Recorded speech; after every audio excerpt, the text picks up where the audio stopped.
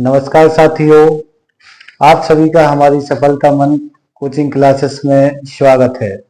मेरा नाम नंदकिशोर विश्वकर्मा है। मैं आप लोगों को कक्षा 9वीं से 12वीं तक की गणित विषय का अध्यापन कार्य कराऊंगा।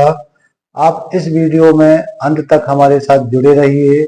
साथ ही आपको यदि वीडियो अच्छी लगे तो हमारे YouTube चैनल सफलता मंत्र कोचिंग क्लासेस को लाइक, शेयर और सब्सक्राइब करें।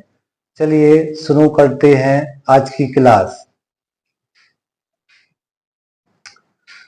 कक्षा 10वीं विषय गणित अध्याय 3। अध्याय 3 का नाम जैसे आप लोग देख ही पा रहे होंगे, दो चरों वाले रैखिक समीकरण के युग्म। सबसे पहले अपन जो पाठ का नाम है उसको पहले अच्छे से समझेंगे और फिर उसके आगे सवालों को हल करेंगे। जैसे यहाँ पर लिखा है 2, तो ये संख्या में 2 लिखा है। चरों का मतलब होता है यहाँ पर आप या तो एक्स वाई चर लीजिए या कोई अन्य चर लीजिए। जैसे यहाँ लिखा है रैखिक, रैखिक का मतलब होता है एक घात वाला, और समीकरण का मतलब होता है समता।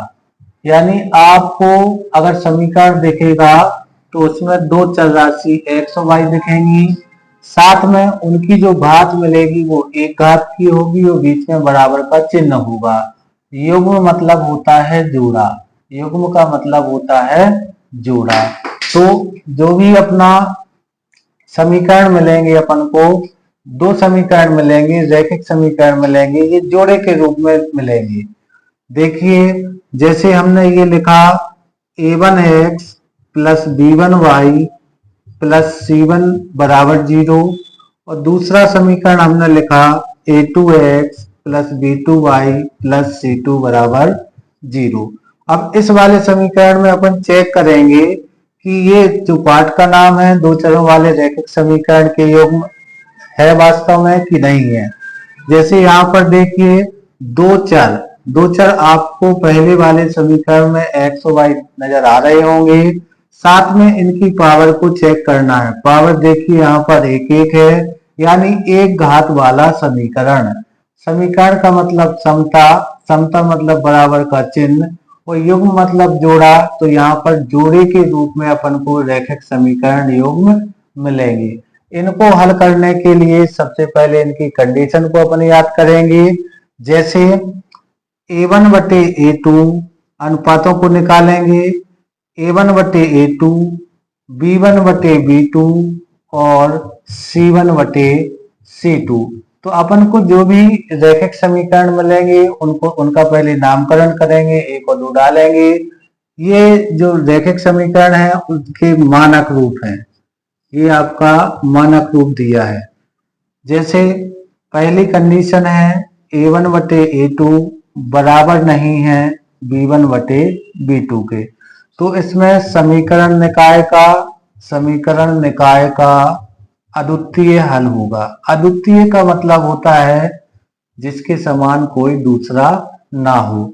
साथ में जो रेखाएं होंगी वो आपकी प्रतिच्छेदी रेखाएं होंगी, और साथ में संगत हल प्राप्त होंगे। ये कक्षा 10वीं का जब वार्षिक बोर्ड का पेपर होता है तो उसमें 1 नंबर में इसका सही विकल्प पूछा जाता है। ये पहली कंडीशन थी। समीकरण निकाय का अद्वितीय हल होगा अगर अपन पाते हैं जब इनका अनुपात निकालते हैं तो इसमें a1 बटे a2 अगर b1 बटे b2 के इक्वल नहीं है तो समीकरण निकाय का अद्वितीय हल होगा। साथ में रेखाएं प्रतिच्छेदी और संगत हल प्राप्त होगा। दूसरी कंडीशन है a1 बटे a2 अगर b1 बटे b2 के बराबर है और बराबर नहीं है c1 बटे c2 के, तो इसका कोई भी हल प्राप्त नहीं होगा। साथ में इसमें जो रेखाएं होंगी, रेखाएं वो आपकी समांतर होंगी। कैसी रेखाएं होंगी? समांतर रेखाएं होंगी। तीसरी कंडीशन है a1 बटे a2 बराबर होगा यदि b1 बटे b2 के, और साथ में c1 बटे c2।